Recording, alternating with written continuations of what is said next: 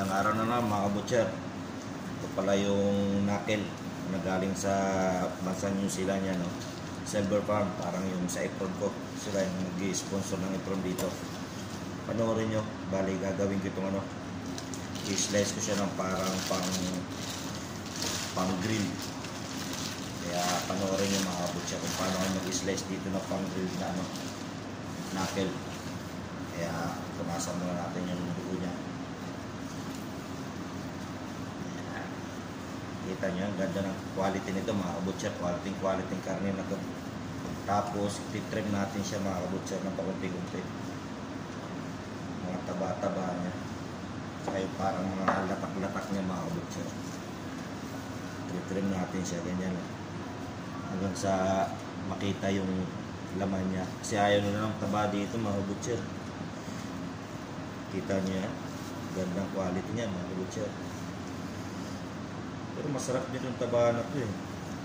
Si grill naman nila eh. Bali may nag-order sa akin itong mga kabutcher. Trim lang ng konti. Kita nyo yan, bali trim po dito. Yan. Tapos meron ditong ano, yung pinaka joint nya dito sa dulo. Bali babakbakin natin ito mga kabutcher. Trim natin muna itong taba nya. Yan mga kabutcher, nakikita nyo ba dito sa likod? Yan, nakita nyo eh, parang ano siya dito, pinaka joint ng karne nya. Ewan ko anong tawag dito. Basta kailangan bakbakin niya para ito siya solid pa rin siyang ano, solid pa rin siya pag in-slice. Tingnan nyo, parang sa top side, yung top inside meron din siya yung joint sa taas. Kita niya mga kabutcher, yan. Ito yung pinaka ano niya, sa may ilalim. Kailangan bakbakin. Sa kunting trim. Yan. Kunting trim yung mga taba-taba niya at mga litid-litid niya. Para maganda yung presentation, maganda yung kalalabasan pag in-slice ko siya. Yan, kita niyo yung mga marbles niya, no? Quality yan mga kabutcher. Bali ang nag-request nito mga kabutcher, yung customer ko na ano, regular customer siya, mahilig siya sa grill nito eh. Yan, kita nyo yan. Bali ang kapal ng grill nito mga kabutcher, 1.5 inch.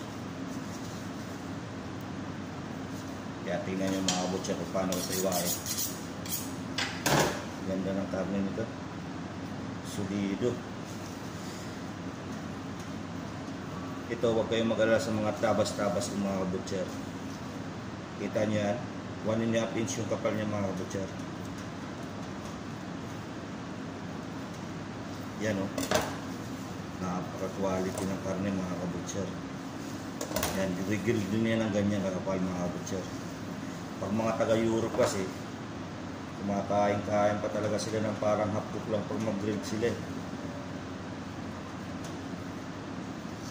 Kita nyo yan, yan o, ganda ng karne mga kabutcher.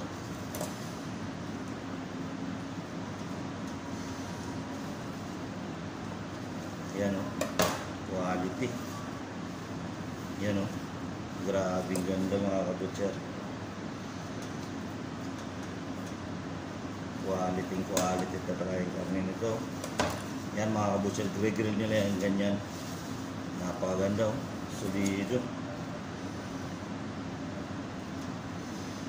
Bali, isang buhay in-order sa akin mga kabutcher. Yan. Kita nyo yung karne niya. Napakaganda mga kabutcher. Bali, 5 piraso mga kakapal. Solid mga kabutcher. Kaya ganun lang mga kabutcher mag-iwa dito. Kaya God bless sa ating lahat. Sana may matutunan kayo. Yan o. Quality. Okay?